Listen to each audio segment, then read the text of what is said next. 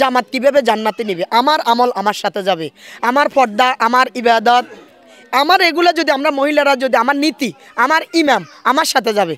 আমার ইমান যদি ঠিক না থাকে, আমি এখন লম্বা একটা পাঞ্জাবি গায়ে দিছি, রাত্রে আমি ওই যে মহল্লায় হাঁটি দেখতেছি একজন মহিলা কি করতেছে, হুকি মেরি দেখতেছি, তাহলে কি হয়েছে? ফর্দা, তখন আমি জাহান্নামে যাব না আমি জান্নাতে যাব, এটা মহিলারা বুঝে।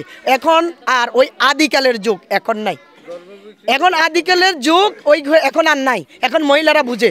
অধিকাংশ মহিলা না, অন্তত 70% মহিলা এটা বুঝে, 70% মহিলা এটা বুঝে, এটা বিভ্রান্তি করছে, কারণ এরা চলে বলে কৌশলে কিভাবে চাচ্ছে জামাতকে ভোট দেওয়ার জন্য, এটা প্রত্যেকে বুঝে। জান্নাতের টিকিট কিভাবে দিবে এটা আল্লাহ ভালো জানে, আল্লাহর মনে জানা আছে।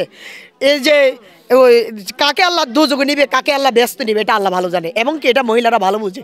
আমরাও মহিলাদেরকে বুঝাচ্ছি, এগুলা বলি জামাতের প্রতি যে তিতিক্ষা নিয়ে আসতেছে, এদেরকে যে মানুষে তীব্র নিন্দা জানাচ্ছে, বলেছে প্রত্যেকের প্রতি। এখন হুজুর আগে বলছে 5 বাড়িতে দাওয়াত করি হুজুর খাওয়াইতো, এখন বলবে যে এতিম ছোট বাচ্চারই খাওয়াও। আমি নিজেও বলবো, কারণ এরা যেগুলো বন্ডামি নোংরামি করতেছে ইসলাম নিয়ে, আল্লাহকে ইসলামকে নিয়ে, কোরআন বিদাতের বাইরে যারা কথা বলছে, এরা কি মরার চিন্তা করে না?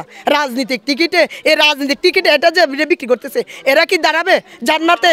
কবরের নিঃশোয়াবের সাথে সাথে মনকির নকির যে সোয়াল সোয়াব করবে, এটার জবাবগুলো কি ওনারা দিবে? আমার জবাব আমি দিব। আমি দিতে না পারলে মাটির নিচের আমার কি হবে সেটা আমি বুঝবো, আমার কি অবস্থা হবে সেটা আমি দেখবো। তো এটা যারা বুঝে তারা এই কাজগুলো করবে না, কখনো করবে না।